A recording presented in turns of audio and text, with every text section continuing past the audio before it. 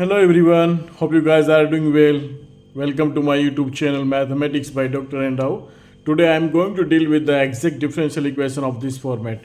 Before going to the deep study about this topic, I request each and everyone to subscribe my YouTube channels and like and share the videos among your friends and classmates and press the bell icon to get the further notification.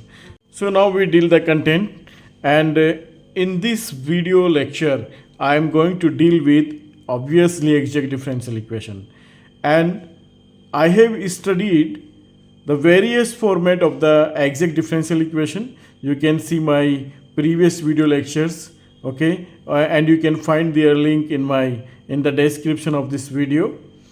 तो guys पिछली कुछ videos में हमने बहुत सारे format हमने exact differential equations के discuss किए हैं. यहाँ पे हम इस फॉर्मेट को डिस्कस करने वाले हैं. बहुत आवसम लेक्चर होने वाला है, लास्ट तक देखिएगा, कोई स्टेप स्किप मत करिए. आप लोग इस लेक्चर को बहुत एंजॉय करने वाले हैं. बहुत छोटा सा लेक्चर होगा, बहुत बड़ा नहीं होने वाला है. So differential equation in this format. भाई ध्यान रखो, आपका डिफरेंशियल इक्वेशन ना यहाँ पे दिया होगा कि एक्स की पावर कुछ होगा, वाई की पावर कुछ होगा, और यहाँ पे एम वाई डी एक्स, यानी कि डी एक्स के साथ में वाई होगा और डी वाई के साथ में एक्स होगा, और यहाँ पे इनके कुछ कॉन्स्टेंट्स होंगे एम और एन. इसी तरीके से यहाँ पर भी डी एक्स के साथ में वाई होगा और डी वाई के साथ में एक्स होगा, और यहाँ भी कुछ constant P and Q constant होंगे, और यहाँ भी इनका मल्टीप्लायर एक्स की पावर सी और वाई की पावर समथिंग होगा. ओके, अगर इस तरह का आपके पास एग्जैक्ट डिफरेंशियल इक्वेशन दिया हुआ है ना, तो उसका इंटीग्रेटिंग फैक्टर ना भाई बहुत सिंपल होता है. इंटीग्रेटिंग फैक्टर बराबर आप क्या करते हैं, उसका x to the power h और y to the power k type का इंटीग्रेटिंग फैक्टर होता है ना. और इस इंटीग्रेटिंग फैक्टर से आप इसे मल्टीप्लाई कर दें, ये फर्स्ट क्लास एग्जैक्ट बन जाती है. ये छोटा सा काम आपने करना है ना. अब मैं यहाँ पे कुछ बेसिक्स फिर से रिकॉल कर रहा हूँ. जैसे कि अगर हमारे पास एग्जैक्ट डिफरेंशियल इक्वेशन होती है तो उसकी कंडीशन क्या होती है कि पार्शियल डेरिवेटिव ऑफ m. पहली बात तो एग्जैक्ट डिफरेंशियल इक्वेशन का फॉर्मेट हम लेके चलते हैं M D X plus N D Y format का, राइट, इक्वल्स टू 0. और यहाँ पे इसको एग्जैक्ट होने के लिए कंडीशन होती है del M over del Y is equals to del N over del X. Del means partial derivative of M with respect to Y, है ना. जब आप पार्शियली डिफ्रेंशिएट करेंगे एम को विद रेस्पेक्ट टू वाई तो X को constant treat करेंगे. इसी तरीके से partial derivative of N with respect to M और आप वाई को कांस्टेंट ट्रीट करेंगे, है ना. पहला अपने माइंड में ये सेट कर लेना है. अब ये तो अगर एग्जैक्ट है तो दैट्स इट, आपने एग्जैक्ट है तो कोई दिक्कत नहीं, ये कर लिया. और उसके बाद आपने सॉल्यूशन निकाल लिया. सॉल्यूशन फॉर्मूला मेरे पास होता है M D X plus integration N D Y is equals to C, where C is the integrating constant. और ये दोनों इंटीग्रेशन भी रेस्ट्रिक्टेड होते हैं. पहले इंटीग्रेशन में keeping Y as a constant, keeping Y as a constant, right, keeping Y as constant. आपने यहाँ को वाई को कांस्टेंट ट्रीट करना है. और यहाँ पे those terms of N, N की वो टर्म्स लेनी है, those terms of N which do not contain X, जिनमें एक्स नहीं होता, है ना. ये चीज़ बस याद रख लो आप, और बहुत आसानी से आप एग्जैक्ट डिफरेंशियल इक्वेशन का सोल्यूशन निकाल सकते हैं. विच do not contain x. Okay, let me fix the x. Okay, come on, which do not contain x. ठीक है, ये इंटीग्रेशन हम उस टर्म्स का करेंगे, एन क्यू उन टर्म्स का करेंगे, बार बार मैं कह रहा एन क्यू उन टर्म्स का करेंगे जिसमें एक्स नहीं होगा. और यहाँ पे हम जब एम का इंटीग्रेशन करेंगे with respect to X, Y को कांस्टेंट ट्रीट करेंगे. बस इतना सा काम करना है, ठीक है. लेकिन ये तब जब वो एग्जैक्ट है. अगर वो एग्जैक्ट नहीं है तब के केस में क्या है, वो रिड्यूसिबल टू एग्जैक्ट होगी. और रिड्यूसिबल टू एग्जैक्ट होगी तब हमें इंटीग्रेटिंग फैक्टर रिक्वायर्ड होगा. इंटीग्रेटिंग फैक्टर क्या होता है, इंटीग्रेटिंग फैक्टर एक्स और वाई का वो फंक्शन होता है जिसे नॉन एग्जैक्ट डिफरेंशियल इक्वेशन में मल्टीप्लाई करने के बाद वो उसे एग्जैक्ट डिफरेंशियल इक्वेशन में कन्वर्ट करते, वो आपका इंटीग्रेटिंग फैक्टर होता है. अगर आपका इस फॉर्मेट का डिफरेंशियल इक्वेशन है तो उसका इंटीग्रेटिंग फैक्टर हमेशा आप ये कंसिडर करेंगे. Remember this thing. ओके, अब जैसे कि इसको समझने के लिए हम क्या करते हैं, क्योंकि एक एक क्वेश्चन लेके चलते हैं यहाँ पे जो कि ऑलरेडी लिखा हुआ है. इसके सॉल्यूशन की बात करते हैं. Now come on, solution. हालांकि हमारी जो डिफरेंशियल इक्वेशन है उसका फॉर्मेट उस तरह का नहीं है, लेकिन फिर भी हम एक बार कोशिश करते हैं क्या ये जो प्रीवियस फॉर्मेट का है उसमें बन सकता है, नहीं बन सकता। हाँ, उसके लिए हम एक काम कर सकते हैं, ये वाई डी एक्स, ये वाला जो मेरा टर्म है, ये वाला, ये मैंने एक साथ लिख लिया, और एक्स डी वाई यानी कि प्लस का 3x dy, ये टर्म्स हमने एक साथ लिख लिया है ना। बाकी बची दो टर्म्स, क्या बचा, 2x square Y square dx, इसको एक साथ ले लिया, और यहाँ पे माइनस का x to the power 3y dy, इसको हमने एक साथ ले लिया, राइट। हम इसको ऐसे भी लिख सकते हैं, इक्वल्स टू 0। आप इसको ऊपर कर लीजिए, री right the given differential equation, है ना, rewrite the given differential equation।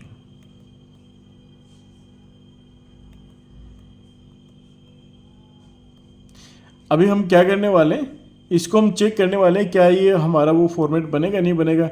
हम एक काम करते हैं, यहाँ से मैक्सिमम कॉमन ले लेते हैं। क्या चीज़ कॉमन आएगी, एक्स स्क्वायर वाई कॉमन आएगा दोनों से। जब इस टर्म से आपने एक्स स्क्वायर वाई कॉमन लिया तो यहाँ पे बचा 2y dx, राइट। यहाँ पे x dy, बहुत बढ़िया।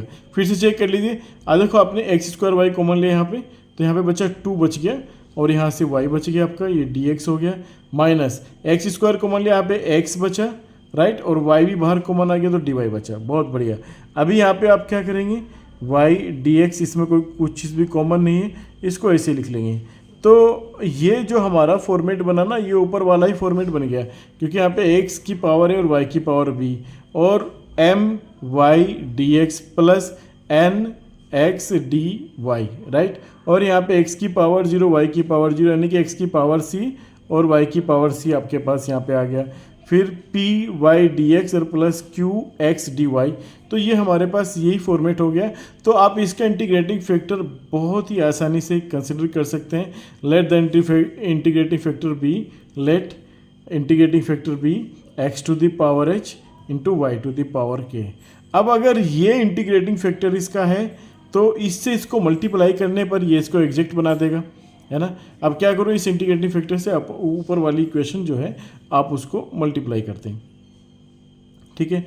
यानी कि यहाँ पे आप क्या करने वाले हैं, यहाँ पे आप करने वाले हैं कि x to the power h और y to the power k multiply करने वाले हैं 2x स्क्वायर वाई स्क्वायर में, right, and plus Y dx, ठीक है, एंड प्लस ये अगली टर्म में भी आप इस फैक्टर से मल्टीप्लाई करने वाले हैं, और आगे क्या है 3x माइनस एक्स की पावर 3y, ठीक है।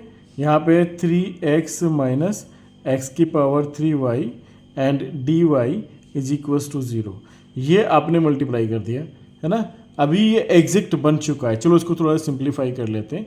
इसको जब हम अंदर मल्टीप्लाई करेंगे 2 टाइम्स, यहाँ पे हो गया x टू दी पावर, और चाहे तो इसको यहाँ पे ही, क्योंकि ये एग्जैक्ट बन चुका है, m की वैल्यू आपके पास यहाँ पे क्या आ गई है, m की वैल्यू आ गई यहाँ पे x की पावर h और y की पावर k को अंदर मल्टीप्लाई कर लें साथ साथ में।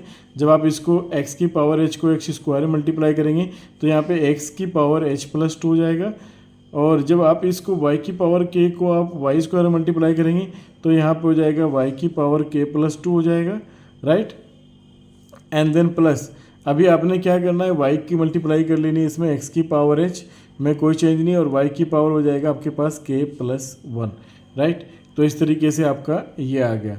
इसी and this implies that n का क्या रहेगा आपके पास, n बराबर हो जाएगा आपके पास 3x to the power h plus 1 and y to the power k, right.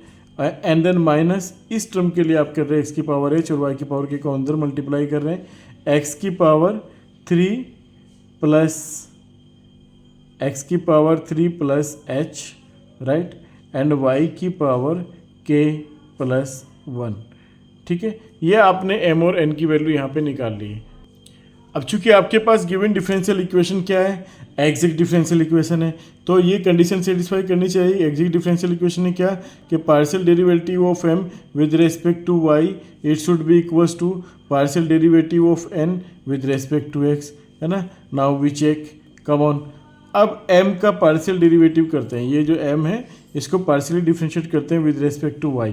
तो जब विद रेस्पेक्ट टू वाई करेंगे एक्स को अपने कांस्टेंट रखना है, यानी कि 2x⁻h+2, ये तो कांस्टेंट बाहर रहेगा। y का पार्शियल डेरिवेटिव करेंगे तो भाई पावर नीचे आ जाएगी और y की एक पावर कम हो जाएगी। बहुत आसान सा काम कर रहे हैं, कुछ भी मुश्किल काम हम यहाँ पे नहीं कर रहे हैं।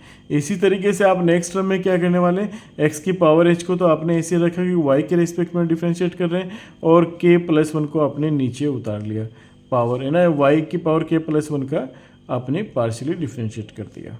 ठीक है, अब इक्वल में आपने करना है n को, मैं यहाँ पे कर देता हूँ क्योंकि हमारे पेज की लेंथ वो अलग हो जा रही है, ये पार्ट दिखेगा नहीं। यहाँ पे इसको हम क्या करते हैं, n को विद रेस्पेक्ट टू x करते हैं। जब इसको विद रेस्पेक्ट टू x करेंगे 3h+1, x की जो पावर h+1 वो बाहर आ गया और x की पावर h रहेगी और y की पावर k रहेगी यहाँ पे, माइनस इसी तरीके से x की पावर 3+h बाहर आ गया, नीचे में आ गया और x की पावर क्या बचा यहाँ पे, h+2 बचा और y की पावर बचा k+1। तो गाइज सी दिस रिलेशन। ठीक है, यहाँ पे आप क्या देख रहे हैं, दो चीज़ है यहाँ पे, x की पावर h+2 और y की पावर k+1, इधर भी x की पावर h+2 और y की पावर k+1, यहाँ पर x की पावर h और y की पावर k और इधर भी x की पावर h और y की पावर k। देखो दो इक्वेशंस, दो रिलेशंस तब इक्वल होते हैं जब उनमें वेरिएबल्स के, सेम वेरिएबल्स की कोफिशिएंट बराबर हो, है ना।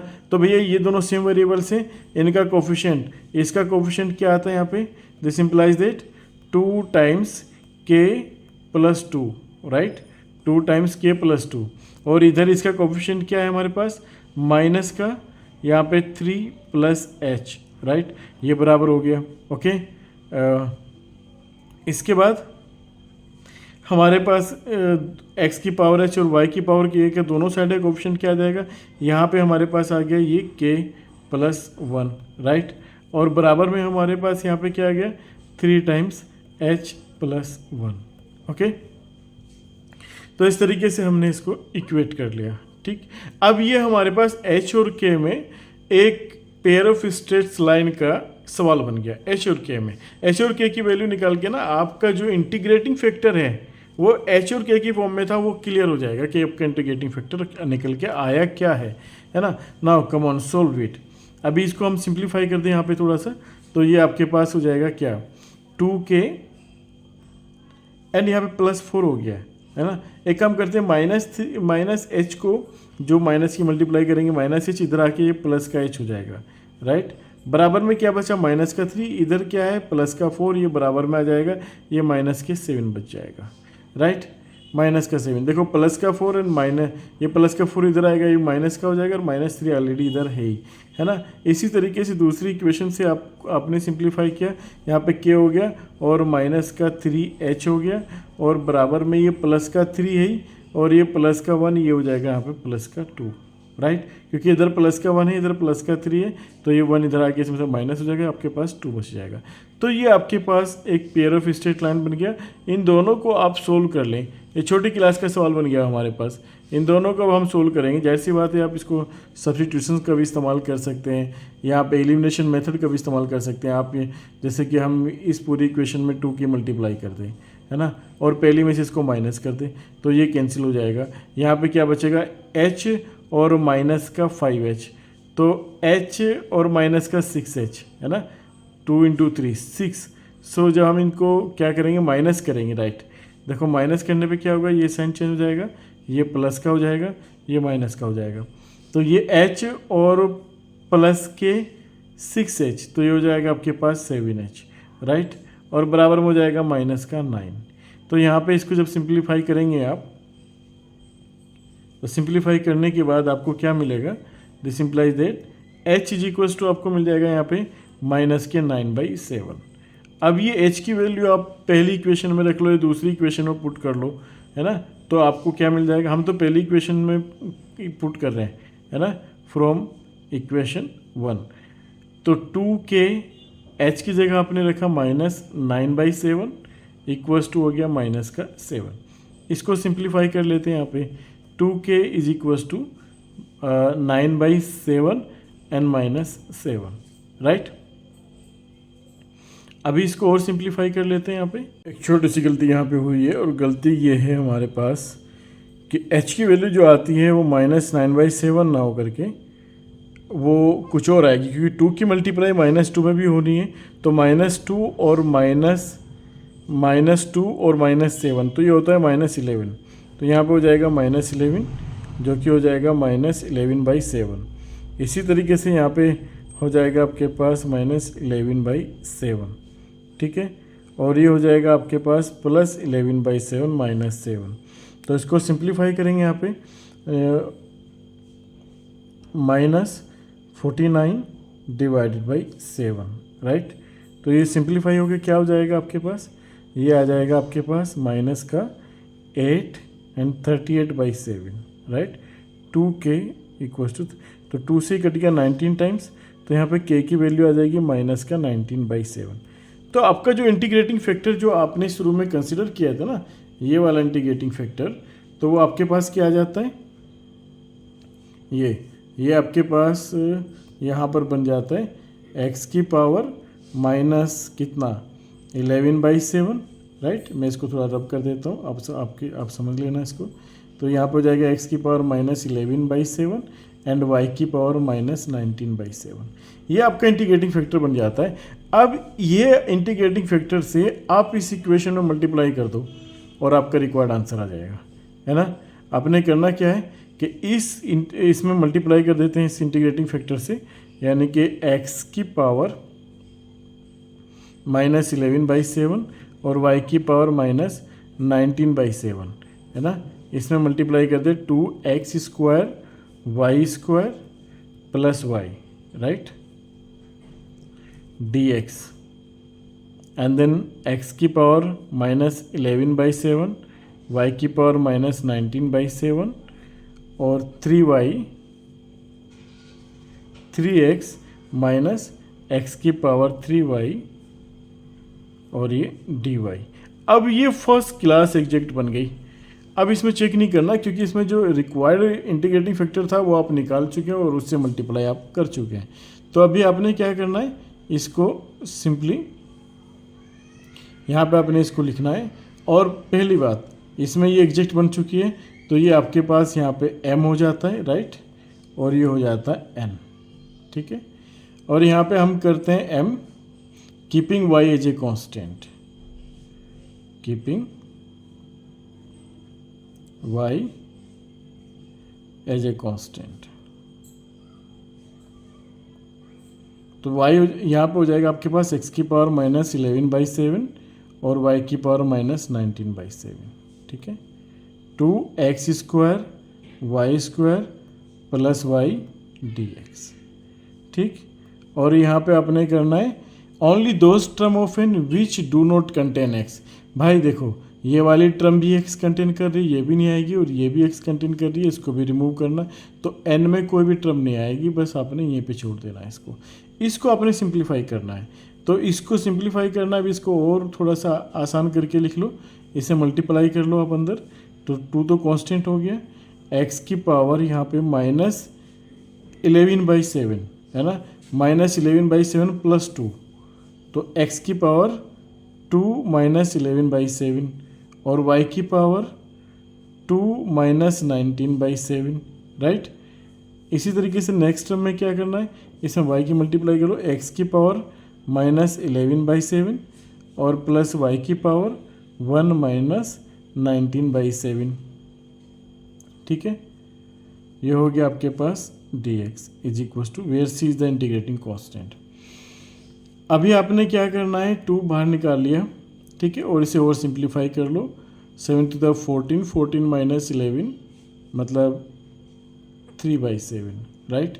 इसी तरीके से यहाँ पे आपने इसे कर लिया माइनस का 7 × 14 और 15, यानी कि ये हो गया आपका 14 - 19 means -5/7, right, and then plus x⁴ -11/7 and then plus into y⁴ -12/7, right, क्योंकि 7 में से 19 गए -12, ठीक है। और ये पार्शियली डिफ्रेंशिएशन करना है अपने x के रेस्पेक्ट में = c। टू आपका सिर्फ इस टर्म का बाहर है ना, इस वाले टर्म में 2 रहेगा, तो 2 सभी का मल्टीपल नहीं होगा, रिमेंबर 2 सिर्फ इसका मल्टीपल है, तो यहीं पे इसको लिख देते हैं, है ना। चलिए अभी आपने क्या करा, अलग अलग इसको कर लिया, y की पावर, चूँकि y अपना कांस्टेंट ट्रीट हो रहा है यहाँ पे, तो y की पावर -5/7 आपने बाहर निकाल लिया, और इसका आपने कर लिया कितना, x की पावर 3/7 + 1, इंटीग्रेशन x की पावर 3/7 + 1 यानी कि 10/7 and whole divided by 10/7। Very good. अब यहाँ पे आपने क्या करना है, x की पावर -11/7 + 1, राइट, तो ये हो जाएगा -4/7 and divided by -4/7 and y to the power -12/7 equals to c। ये आपका इंटीग्रेशन आ गया यहाँ पे फाइनली, 2 से आपने इसको 5 टाइम्स कट कर दिया, तो यहाँ पे बचा आपका 7/5 x to the power 10/7 y to the power -5/7 and -7/4 x to the power -4/7 y to the power -12/7 is equals to c, which is the required answer. ये काम आपने करना है छोटा सा, है ना, तो थोड़ी सी कैलकुलेशन होती है इसमें। Guys I hope you guys enjoyed this method, है ना। तो आप प्रोसेस आपने सेम फॉलो करना है, चाहे क्वेश्चन आपके पास कितने भी आ जाएं। So thanks for watching the videos, see you in the video lecture with interesting content. Thank you very much.